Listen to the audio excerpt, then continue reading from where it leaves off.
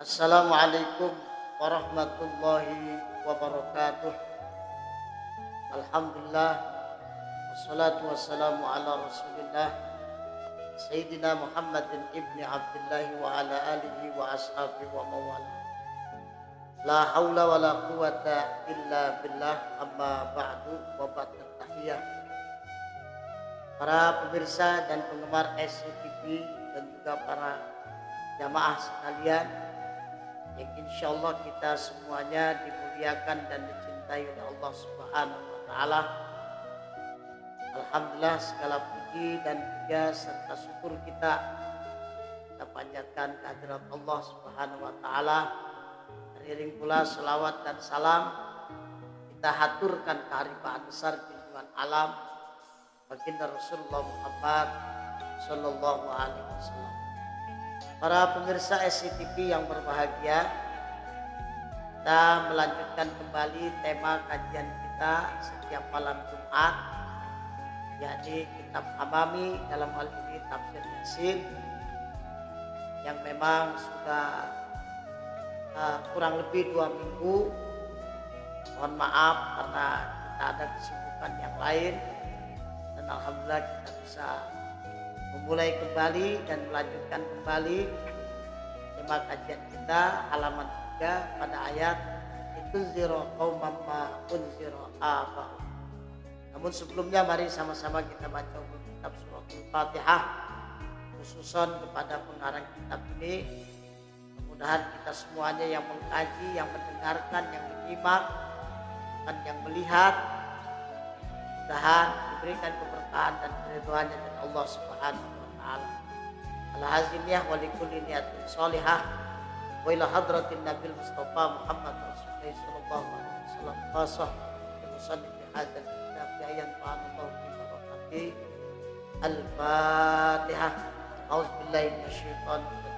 Bismillahirrahmanirrahim. Alhamdulillahirabbil alamin arrahmanir rahim maliki yaumiddin. Iyyaka na'budu wa iyyaka nasta'in. Ihdinas siratal mustaqim. Shiratal ladzina an'amta 'alaihim ghairil maghdubi 'alaihim waladdallin. Rabbighfir lana wa liwalidayna. Bismillahirrahmanirrahim. Qala al-musannif wa nafa'ana fid dharaini amin. Litunzira qauman ma unzira aba'uhum fahum ghafilun. Litunzira agar engkau beri peringatan ya Muhammad, kauman akan kaum ma unzira apa-apa yang telah diberi peringatan. Siapa aba'uhum, bapak-bapak mereka. Allamu bermula lam. Lam itu ta'lilun, merupakan lam ta'lil ditanzili untuk menurunkan. Kila dikatakan fama maka bermula lafaz ma fi ma unzira pada lafaz ma unzira linafi bagi nafi. Ai lam tunzir abahum, ai maksudnya lam tunzir tidak memberikan peringatan atau belum memberikan peringatan siapa abahum, bapak-bapak mereka orang kafir Quraisy. Al aqrabuna akan siapa al aqrabuna yang terdekat. Kita tahu limuddatal faqri muddatal fatrati, karena lamanya masa fatrah. Jadi masa fatrah itu masa kekosongan. Masa kekosongan yang di sini maksudnya ketika risalahnya Nabi Isa itu sudah berakhir, namun risalahnya Nabi Muhammad belum tiba. Jadi ada masa fatrah, masa kosongnya itu ketika masa kerasulannya Nabi Isa sudah selesai dan masa kerasulannya Nabi Muhammad belum tiba.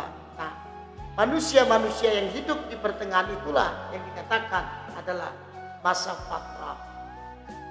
Wakilah dan dikatakan ma bermula lafaz ma bimana allazi dengan mana allazi ay maksudnya litunzira qauma.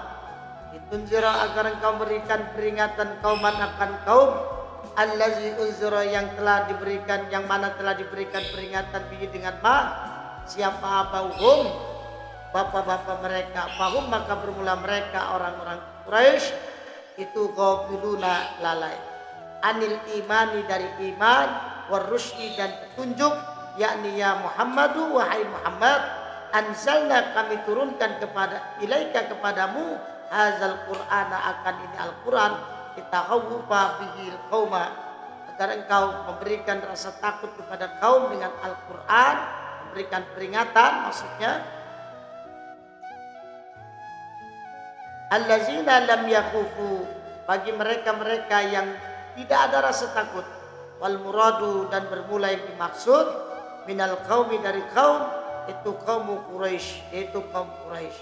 Li'annahu, karena sesungguhnya kaum Quraisy, li'annahu, karena sesungguhnya keadaan min zamani Ismail alaihissalam, dari masanya Ismail alaihissalam, ila zamanika, kepada zamanmu, maja'ahum nabiyun, tidaklah datang kepada mereka kaum Quraisy siapa nabiyun, nabi, wala mursalun, dan juga tidak datang rasul, dianam, karena mereka orang-orang Quraisy itu ghafiluna, lalai, la yarifuna, tidak mengenal, dinan, akan agama, wala syariatan, dan juga tidak mengenal syariat.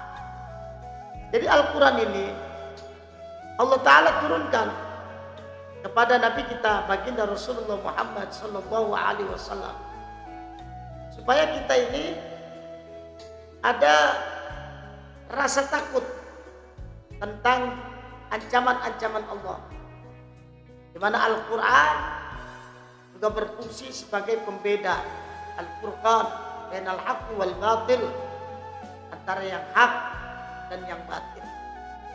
Maka orang-orang kafir Quraisy ini dari sejak zamannya Nabi Ismail sampai zamannya Nabi kita Muhammad, itu sebelumnya tidak ada nabi dan tidak ada rasul yang datang kepada mereka, pada orang-orang Quraisy. Luar biasa, muddatul fatrah, lama itu masa kosongnya. Berapa tahun itu orang-orang Quraisy tidak ada nabi dan tidak ada rasul yang datang kepada mereka. Ketika dari sejak zamannya Nabi Ismail alaihissalam, Allah karim, luar biasa dakwah yang disampaikan oleh Nabi kita Muhammad sallallahu alaihi wasallam, sungguh luar biasa.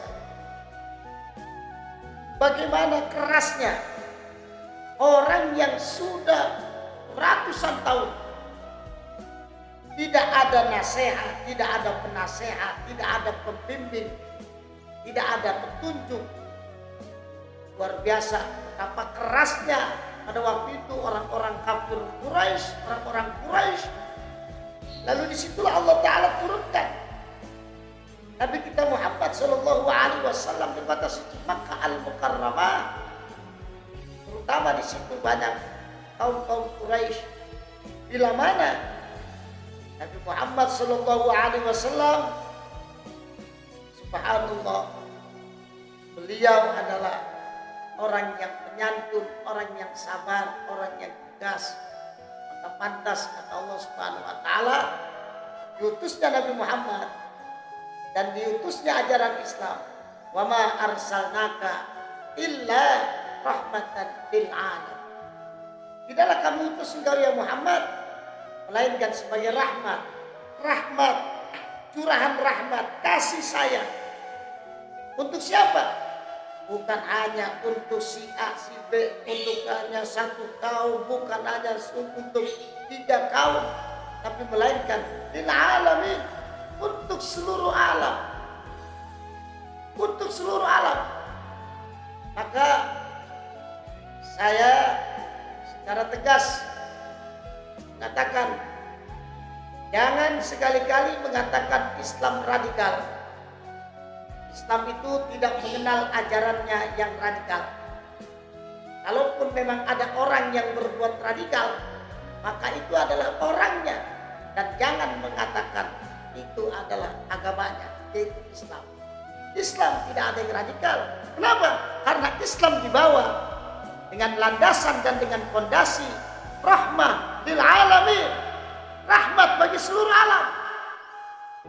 Maka bila ada siapapun yang mengatakan Islam ada yang radikal, tidak ada. Islam tidak mengenal ajaran radikal, karena Islam dibawa oleh figur manusia yang Allah Ta'ala jadikan contoh, bukan hanya untuk kalangan manusia, tetapi contoh rahmatan lil alamin. Nah, para penggemar dan cinta SCTV yang dirahmati Allah Subhanahu wa Ta'ala, di antara nikmat yang wajib kita syukuri dan nikmat yang sangat dan teramat sangat besar adalah nikmat iman dan nikmat Islam. Ketika kita menjadi agama Islam, kita menjadi pemeluk Islam, maka kita bersyukur kepada Allah. Itu akidah kita. Dan Islam dengan Islam itu adalah saudara. Maka Al-Quran ini diturunkan oleh Allah kepada Nabi Muhammad biwasitatin malaikat Jibril, dengan perantaraan malaikat Jibril, adalah agar kita ini sadar agar kita takut pada apa-apa yang sudah diancam oleh Allah Subhanahu wa Ta'ala bila kita menyimpang dari ajaran-ajarannya. Ya, ini ajab yang teramat sangat tinggi. Lantas jangan sekali-kali kita membawa-bawa Al-Quran untuk perbuatan yang rusuh, untuk perbuatan yang mengadu domba umat Islam. Semuanya insya Allah al-muslimu akhul muslimi, muslim yang satu dan muslim yang lainnya adalah saudara. Dan jangan mau kita pecah belah, diadu domba, bahkan kita dibikin seolah-olah ajaran Islam itu radikal. Apa yang radikal? Silakan cari ayat-ayat yang menerangkan tentang Islam itu radikal. Nggak ada. Karena Islam itu selamat. Aslim, selamat. Aslama yuslimu islaman. Islam itu agama yang rahmatan lil alamin. Tapi hanya ada satu. Hanya ada satu. Setan terang-terangan. Apa kata Rasulullah? Inna syaitana qad ya'isa ayya'budahul musallun walakin bitahrish bainahum. Sesungguhnya setan terkadang putus asa untuk menggoda orang-orang yang sholat, menggoda umat Islam agar mau menyembah kepada setan. Itu setan kadang putus asa.